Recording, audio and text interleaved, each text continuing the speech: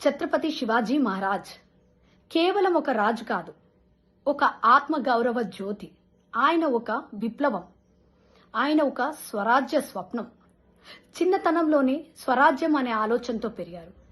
విదేశీ దండయాత్రలకు ఎదురు నిలబడి ధర్మాన్ని రక్షించి ప్రజల కోసం పరిపాలన అంటే ఏంటో ప్రపంచానికి చూపించారు. ఆయన యుద్ధ వ్యూహాలు, గెరిల్లా యుద్ధ పద్ధతులు, పరిపాలనా నైపుణ్యం ఆయనను చరిత్రలో చిరస్థాయిగా నిలిచేలా చేశాయి. స్త్రీలకి గౌరవం, ప్రజలకు న్యాయం, దేశానికి స్వాభిమానం, ఇవే ఆయన రాజ్య ధర్మాలు.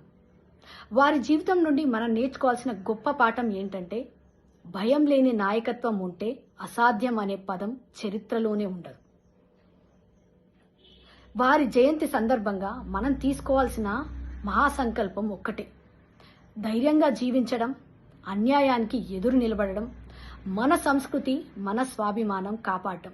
ఇవే మనం వారికిచ్చే ఘన నివాళులు.